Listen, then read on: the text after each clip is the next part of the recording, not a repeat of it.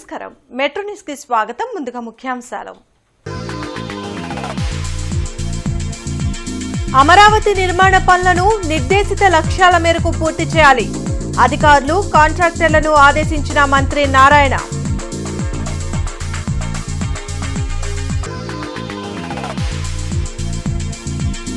Jagan డైరెక్షన్లోనే YCP నేతలు ఆటవిక చర్యలకు పాల్పడుతున్నారు. మండిపడ్డ మంత్రి పార్థసారథి.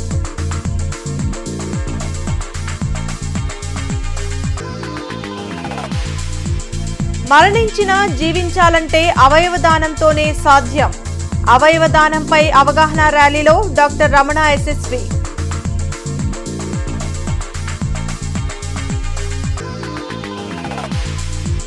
మధ్యవర్తిత్వంతో కోర్టులో కేసుల్ని పరిష్కరించుకోవాలి. కక్షిదారులకు సూచించిన డిఎల్ఎస్ఏ సెక్రటరీ జియావుద్దీన్. రాజధాని అమరావతిలో నిర్మిస్తున్న ఐకానిక్ భవనాల పనుల పురోగతిపై మంత్రి నారాయణ సమీక్షించారు. వెలగపూడి సచివాలయంలో నిర్వహించిన ఈ సమీక్షలో ఇంజనీర్లు, కాంట్రాక్ట్ సంస్థల ప్రతినిధులు, ఇతర ఉన్నతాధికారులు పాల్గొన్నారు. వర్షాకాలంలోని ఎలాంటి ఇబ్బందులు లేకుండా పనులు జరిగేలా చర్యలు తీసుకున్నట్లు కాంట్రాక్ట్ సంస్థల ప్రతినిధులు మంత్రి నారాయణకు వివరించారు. నిర్దేశిత గడువు కల్లా పనులు పూర్తి చేసేలా ప్రణాళికబద్దంగా ముందుకు సాగాలని వారికి నారాయణ సూచించారు.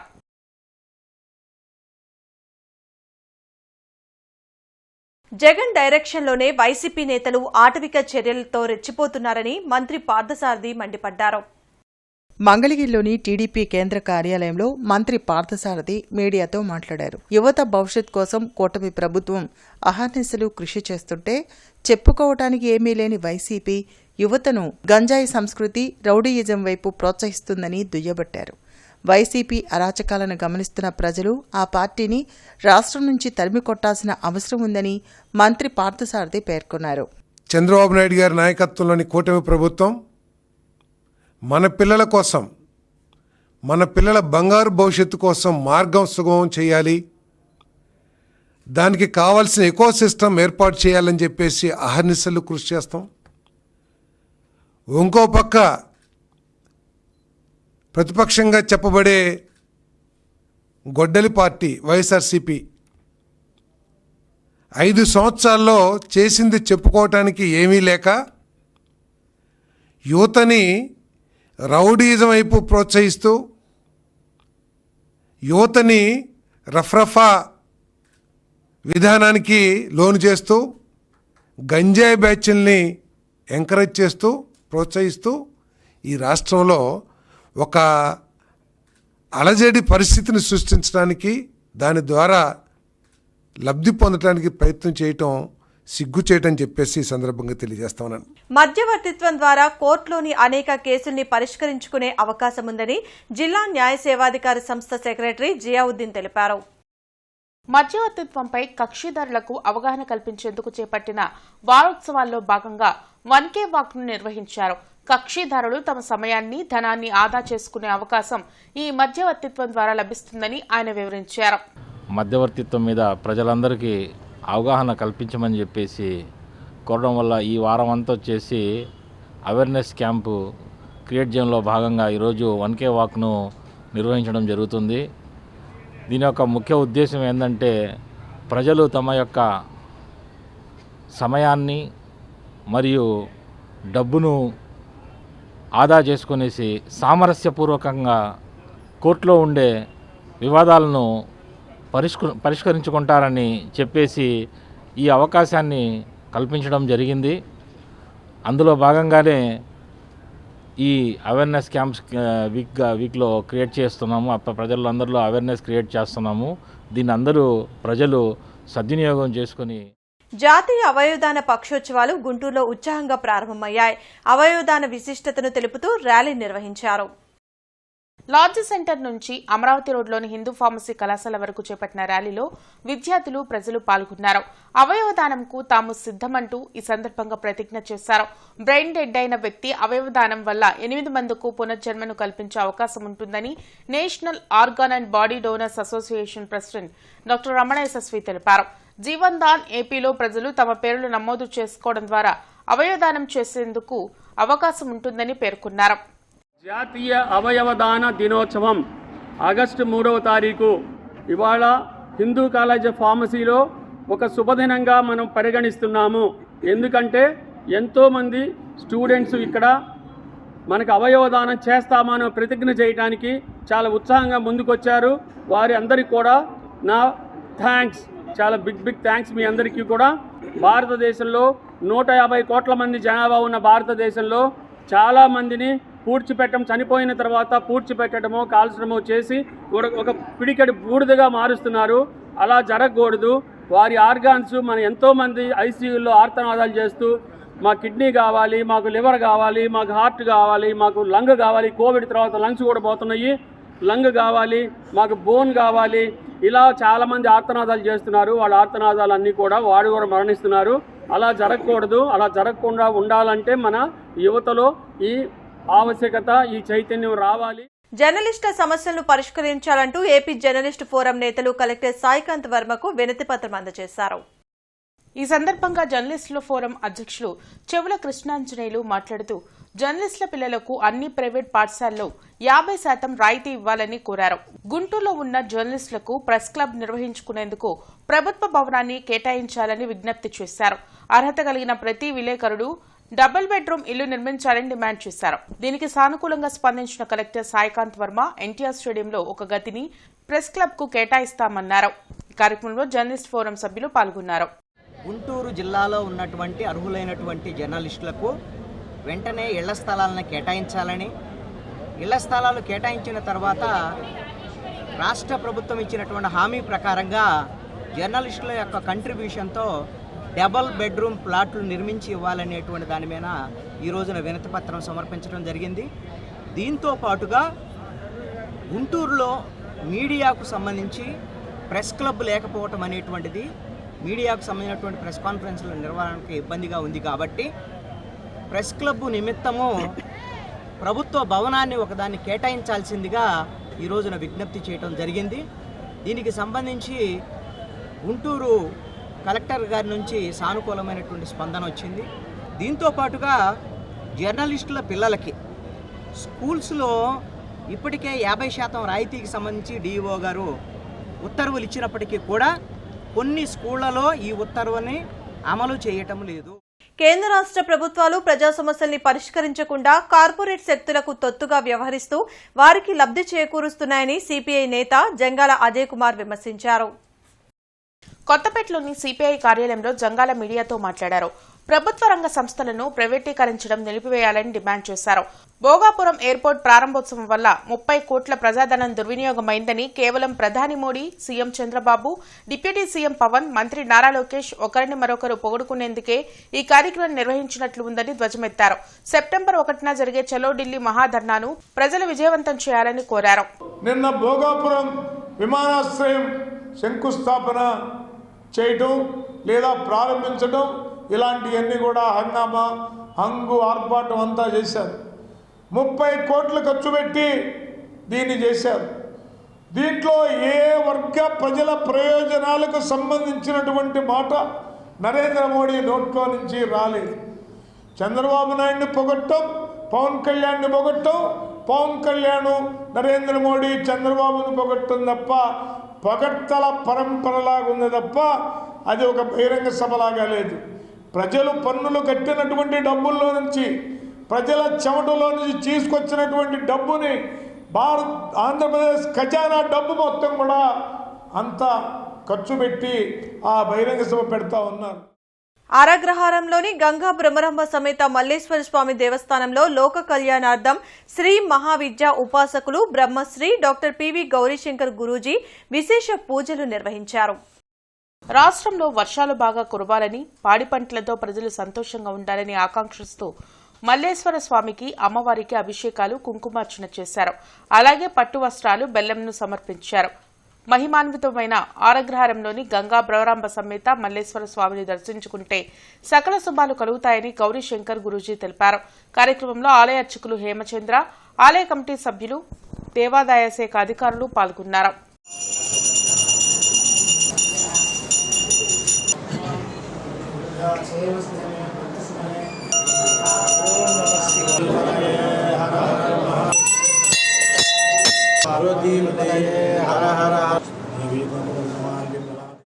ఇప్పుడు మన రాష్ట్రంలో ముఖ్యంగా దక్షిణ భారతదేశంలో తీవ్ర వర్షాభావ పరిస్థితులు ఏర్పడ్డాయి.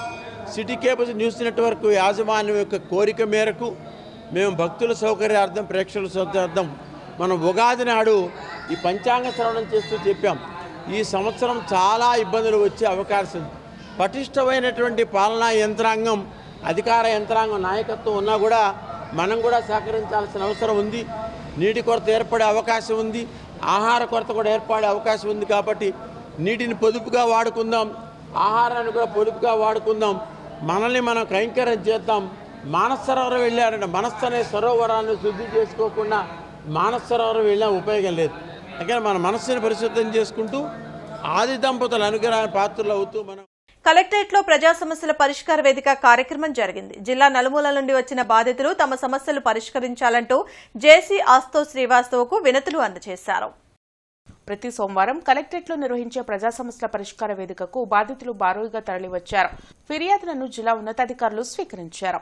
ఆయా సమస్యల పరిష్కారంకు తగు చర్యలు తీసుకుంటామని భరోసా కల్పించారు. హిందూ కళాశాలలో గత 14 ఏళ్లుగా ఫిజిక్స్ లెక్చరర్ గా పనిచేస్తున్న తనను ఉద్యోగం నుంచి తొలగించారని శివాలశెట్టి పావని ఆవేదన వ్యక్తం చేశారు. అదేమని పీజీఆర్ఎస్ లో ఫిర్యాదు చేస్తుంటే నాపైనే కేసు పెట్టారని తనకు న్యాయం చేయాలని వేడుకున్నారు. శానిటరీ ఇన్స్పెక్టర్లను వారు పనిచేస్తున్న డివిజన్ కాకుండా వేరే డివిజన్లకు మార్చడం వలన పారిశుధ్యం పనులు సక్రమంగా జరగడం లేదని Madiga employees welfare association secretary Malleswara Rao ఫిర్యాదు చేశారు. సమస్య ఉంది. గత 14 ఏళ్ల నుంచి నేను ఏ రోజు బయటికి రాలేదు. ఈరోజు సమస్యతో బయటికి వచ్చాను. బయటికి వస్తే పీజీఆర్ఎస్ టైంని ఎలా వేస్ట్ చేస్తున్నానని గౌరవ ఆర్జేడీ గారు నా మీద రిపోర్ట్ ఇచ్చారండి. సమస్య ఉంది, సమస్యను సాల్వ్ చేసుకోవడం నా రైట్. పీజీఆర్ఎస్ ద్వారా సాల్వ్ చేసుకోవడం నా రైట్ అనుకో నేను ఇక్కడికి వచ్చాను. పదే టైం వేస్ట్ ఎలా చేశాను? గౌరవ ఆర్జేడీ గారు ఎందుకు ఇచ్చారు ఆ రిపోర్ట్? కళాశాల సెక్రటరీ శ్రీ చెరువు రామకృష్ణమూర్తి గారు మమ్మల్ని తీసేసే ముందు ఒక్కసారి కూడా మమ్మల్ని విచారించలేదండి, మమ్మల్ని పిలిపించలేదండి. కొత్త వాళ్ళని కూడా తీసుకున్నారు. దాని గురించి మీరు ఒకసారి 14 ఏళ్ల పాటు నేను సర్వీస్ చేశాను. నేను బెస్ట్ లెక్చరర్ అవార్డు తీసుకున్నాను. నేను ఇంటర్మీడియట్, డిగ్రీ విభాగంలో ఎన్నో రకాల వర్క్స్ చేస్తున్నాను. పేపర్ వాల్యూర్గా, పేపర్ గుంటూరు నగరపాలక సంస్థలో శానిటేషన్ భాగంలో శానిటరీ ఇన్స్పెక్టర్లో కొరతగా ఉన్న కారణంగా వాళ్ళు ఇష్టానుసారంగా బదిలీలు చేస్తాం. ఆ సెక్రటరీలు ఎక్కడ వాళ్ళని తీసుకొచ్చి ఆ డివిజన్లో పెడతాం. అట్లా కాకుండా అదే డివిజన్లో చేస్తున్న సెక్రటరీని నిర్ణయిస్తే శానిటేషన్ శుభ్రంగా ఉంటుందని చెప్పి మేము ఆలోచిస్తున్నాం. కమిషనర్ గారి దృష్టికి తీసుకెళ్లకుండా కొంతమంది కింద బేరాలు తెరుచుకుంటూ అక్రమ బదిలీలు చేస్తున్నారు. అవి ఎమ్మటినే నిలుపుదల చేసి శానిటరీ ఇన్స్పెక్టర్ల మొత్తానికి కూడా కౌన్సిలింగ్ జరపాలని చెప్పి మా అసోసియేషన్ తరఫున మేము కోరుకుంటున్నాము. కూటమి ప్రభుత్వం రాష్ట్రాభివృద్ధికి, ప్రజా సంక్షేమానికి చేస్తున్న కృషిని ఓర్వలేక వైసీపీ కుట్ర రాజకీయాలు చేస్తుందని జనసేన పార్టీ అధికార ప్రతినిధి ఆళ్ల హరి మండిపడ్డారు. కేంద్ర సహాయ మంత్రి పెమ్మసానిపై మాజీ మంత్రి అంబటి ఏఐ పోస్ట్ చేయడాన్ని తప్పుపట్టారు. శ్రీనివాసరావుపేటలోని జనసేన పార్టీ కార్యాలయంలో ఆయన మీడియాతో మాట్లాడారు. ప్రజా సమస్యలపై స్పందించకుండా కూటమి నాయకులు వ్యక్తిత్వంపై ఇష్టం వచ్చినట్లు వైసీపీ నేతలు మాట్లాడతామంటే సహించేదే లేదని ఆళ్లహరి హెచ్చరించారు. కొర్రపాటి నాగేశ్వరరావు, ఇతర నాయకులు పాల్గొన్నారు. నువ్వు అనిన మాటలకు దాడి జరిగితే, నువ్వు చేసినటువంటి వ్యాఖ్యలకు కోపోద్రిక్తమైనటువంటి, వేదన పడ్డటువంటి, బాధపడేటువంటి నాయకులు మీ ఇంటి మీద దాడి జరిగితే పెమ్మసాని చంద్రశేఖరరావు గారికి, గల్లా మాధవ్ గారికి, కూటమి నాయకులకి అంటగడతాయింది. అందుకని చెప్పేసి నువ్వు పెమ్మసాని చంద్రశేఖర్ గారిని టార్గెట్గా పెట్టుకుంటే అది నీకే బూమరాంగ్ అవుద్ది.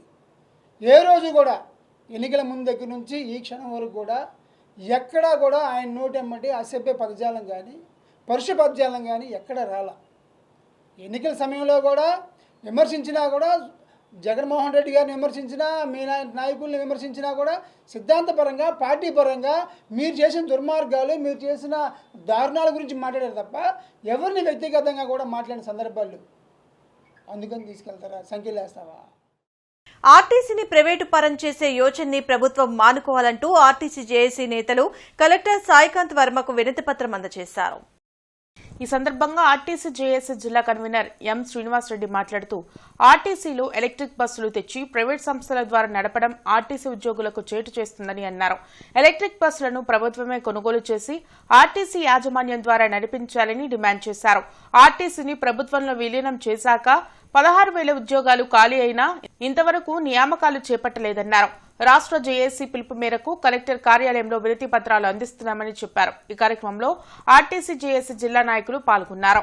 ఏపీఎస్ఆర్టీసీని ప్రభుత్వ పరం చేసే దానిలో పినాకిల్ అనే ఒక సంస్థ ద్వారా ఎలక్ట్రికల్ బస్సుల రూపంలో ప్రభుత్వం వాళ్ళకి అందిస్తూ ఉంది. అది జాతీయ స్థాయి కావచ్చు, రాష్ట్ర స్థాయి కావచ్చు, అందరూ భాగస్వామ్యంతో ఇవ్వబోతూ ఉన్నారు. దానిలో ఏంటంటే ఈ ఎలక్ట్రికల్ బస్సులు అనేవి ఆర్టీసీ ద్వారానే నడపాలి. ఒక ప్రైవేట్ కాంట్రాక్టర్కి ఇచ్చేసి ఆర్టీసీ నిర్వీర్యం చేసే విధానం వల్ల ఉద్యోగ వ్యవస్థ దెబ్బతింటా ఉంది. బస్సులకు మెరుగైన సౌకర్యం ఇవ్వలేము. దీనిలో చాలా ఆందోళన నెలకొంది. రిక్రూట్మెంట్ లేదు. 16,000 మంది ఉద్యోగులు ప్రభుత్వంలో వెళ్ళిన తర్వాత తగ్గారు. ఇప్పటికీ మరి 16,000 మంది ఉద్యోగులను రిక్రూట్ చేయాలి. అలాగే 4,000 బస్సులు కొత్త బస్సులు కొనుగోలు చేసి ఆర్టీసీ ఉద్యోగుల ద్వారానే సంస్థను నడపాలి. ప్రైవేట్ పరం చేయడం అనేది చాలా ఇబ్బందికరమైన పరిస్థితి. మనం సేవ చేస్తూ ఉన్నాం. ఈ శ్రీశక్తి పథకం పేరుతో ప్రభుత్వం ఒక ప్రణాళిక తీసుకొస్తే దానిలో ఆర్టీసీ ఉద్యోగులు చాలా సతమతమవుతూ ఉన్నారు. ఎండనక వాననక మరి ప్రజలు కొన్ని పరిస్థితులు అర్థం చేసుకోలేక, ఓర్పు లేక సిబ్బందిపై దాడులు చేస్తారు. జిల్లా ఎస్పీ కార్యాలయంలో ప్రజా సమస్యల పరిష్కార వేదిక కార్యక్రమం జరిగింది. జిల్లా నలుమూలల నుండి వచ్చిన బాధితులు తమ సమస్యలు పరిష్కరించాలంటూ ఎస్పీ కార్యాలయంలో అధికారులకు వినతులు ఇచ్చారు. ప్రతి సోమవారం ఎస్పీ కార్యాలయంలో నిర్వహించే ప్రజా సమస్యల పరిష్కార వేదికకు బాధితులు భారీగా తరలివచ్చారు. ఫిర్యాదులను పోలీసు ఉన్నతాధికారులు స్వీకరించారు. ఆయా పరిష్కారానికి తగు చర్యలు తీసుకుంటామని భరోసా కల్పించారు.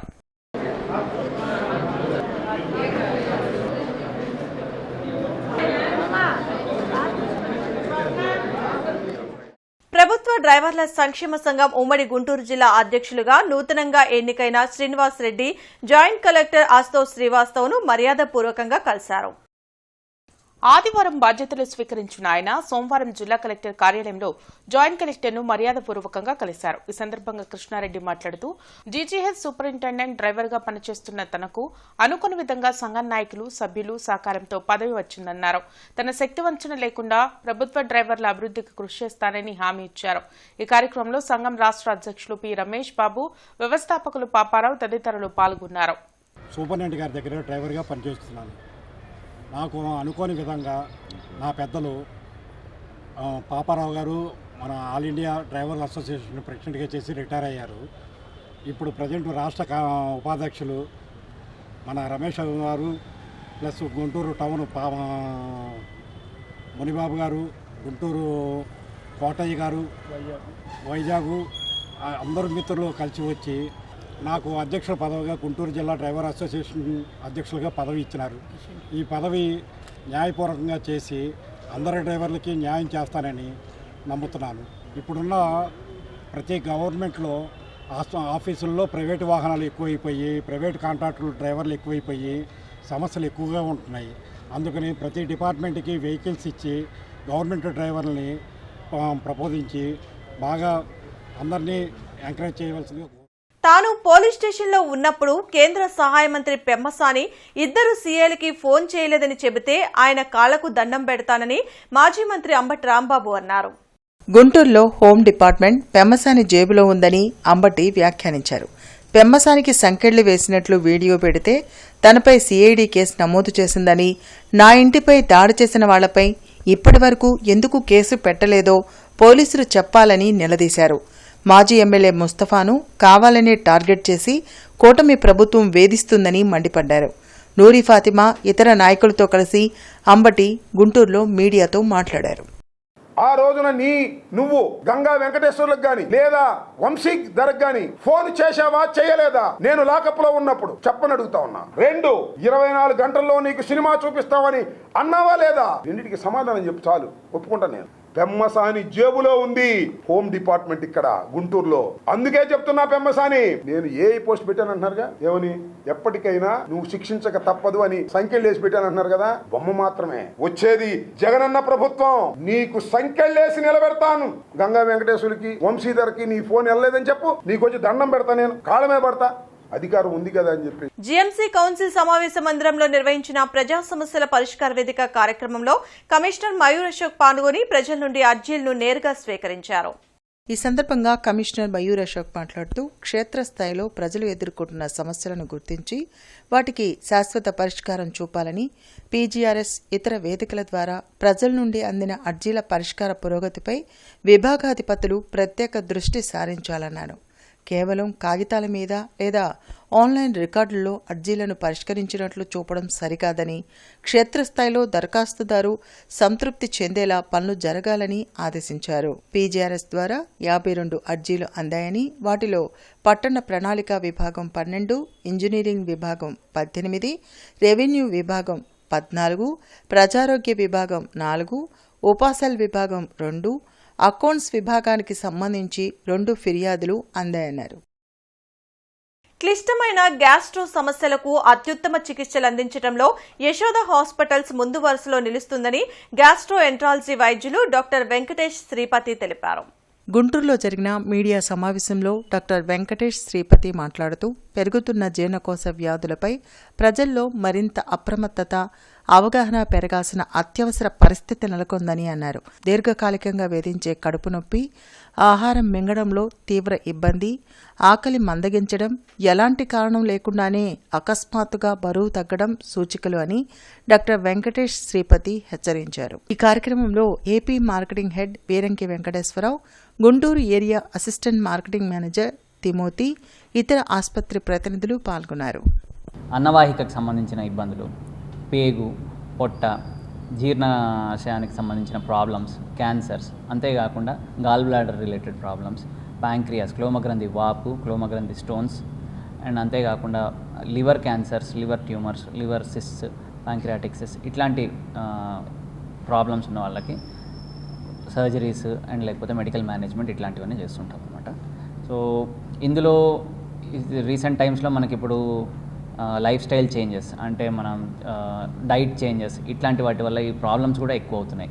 సో ఇట్లాంటివి ఇంతకుముందు ప్రీవియస్గా అంటే ఈ రిలేటెడ్ ప్రాబ్లమ్స్ వాటన్నిటికీ మనం ప్రీవియస్గా ఓపెన్ సర్జరీస్ ఇట్లాంటివి చేసేవాళ్ళం. ఇప్పుడు అన్ని మినిమలీ ఇన్వేజివ్ సర్జరీస్ వచ్చాయి.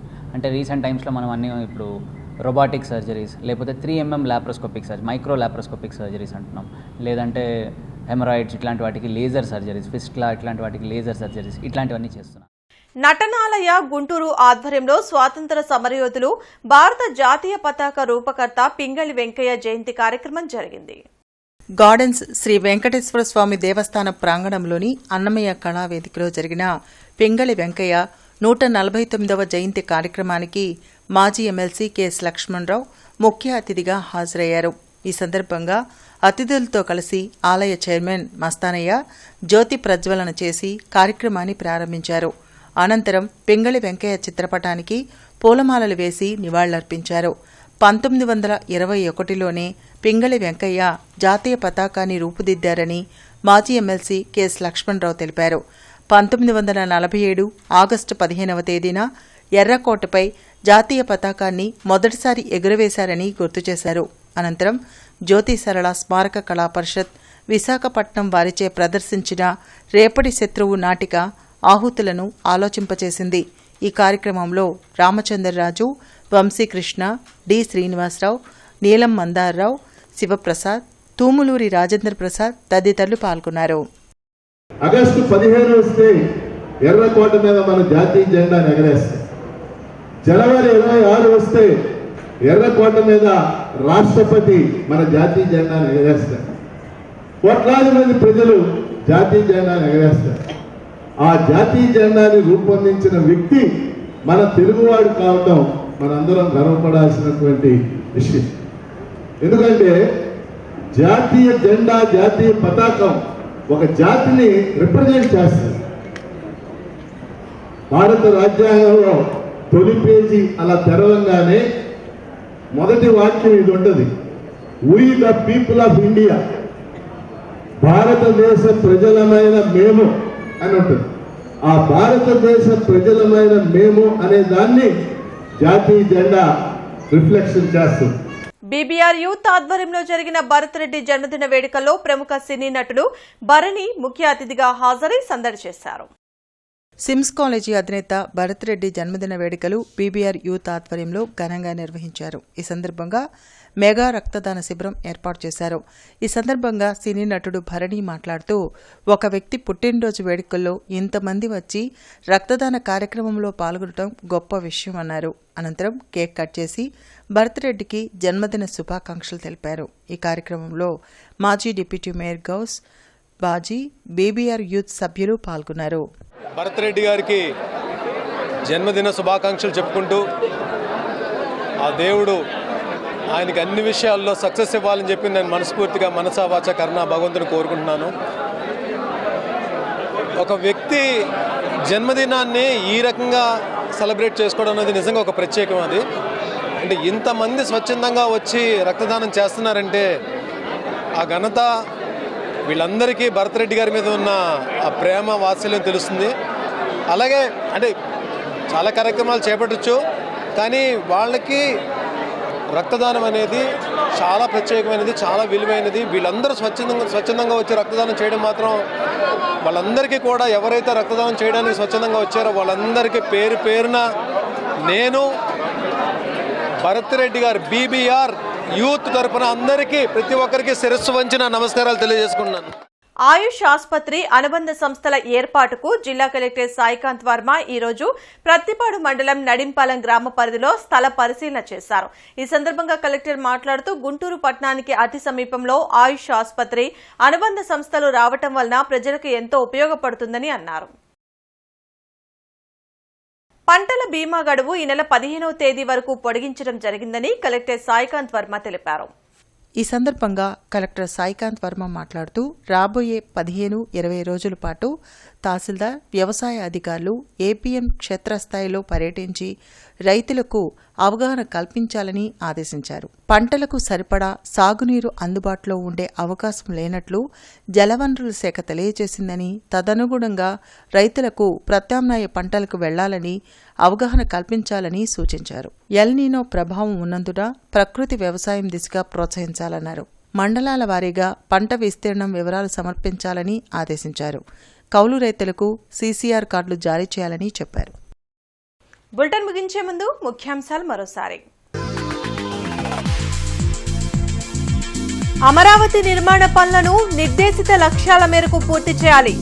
అధికారులు, కాంట్రాక్టర్లను ఆదేశించిన మంత్రి నారాయణ.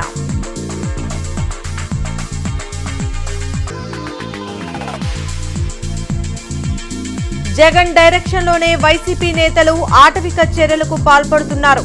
మండిపడ్డ మంత్రి పార్థసారథి.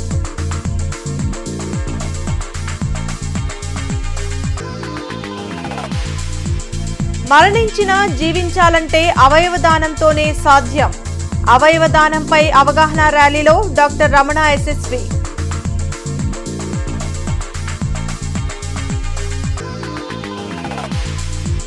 మధ్యవర్తిత్వంతో కోర్టులో కేసుల్ని పరిష్కరించుకోవాలి. కక్షిదారులకు సూచించిన డిఎల్ఎస్ఏ సెక్రటరీ జియావుద్దీన్.